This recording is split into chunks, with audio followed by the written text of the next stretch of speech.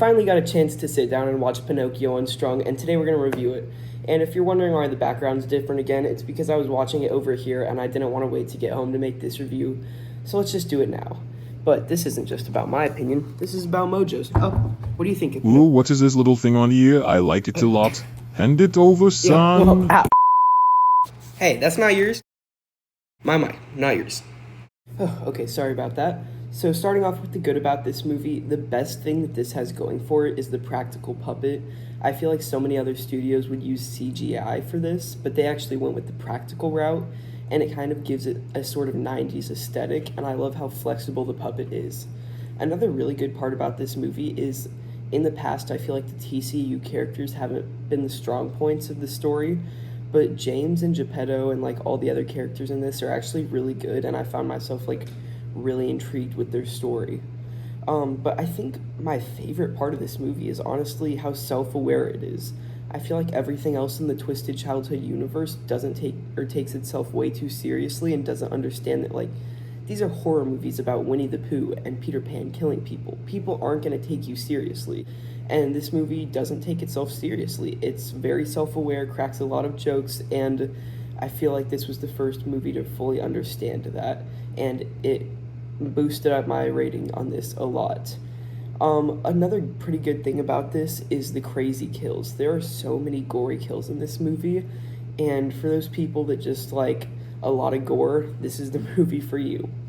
And something that did take me by surprise is Pinocchio isn't even the bad guy this time around. He's more just influenced to be bad by Cricket and the Wood Mother, and so I thought that that was an interesting dynamic where like you still like Pinocchio, but you understand that the things he's doing are awful. But now getting on to some of the things that held this movie back, I think Cricket's introduction to this story could have been a little bit more organic. He just like randomly shows up halfway through the movie with no explanation on how he got there, and it was just a little jarring. But other than that, I feel like Cricket's character was done pretty well.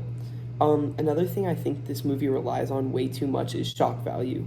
Like I said, all the kills in this movie are very gory, and I feel like sometimes they try and play into that way too much just so that it can be really shocking when Pinocchio does all these awful things, but it just kind of wears off after a while, and you're just kind of wanting it to get back to the story. But another thing I do think this movie is held back by is Geppetto's twist reveal as the villain. I think it could have been done really well, and it sounds good on paper, but the way it was executed was just a little jarring and didn't make a whole lot of sense, and it just took some time to get used to that part of it. And I feel like something I'm always saying with these movies is some part of it or some in-between moments are way too slow and boring, but no, I actually think that this middle act is a little bit rushed. Like, I think we could have drawn it out a little bit more, but I'll definitely take rushed over drags on way too much. But aside from that, I think that's really all I have to say on this movie. I bet you guys are probably wondering, is this my favorite movie in the Twisted Childhood universe? And I cannot answer that question right now, so stay tuned for the ranking, where I rank all 5 TCU movies from worst to best. That's going to be coming out in the next few weeks. See you guys soon.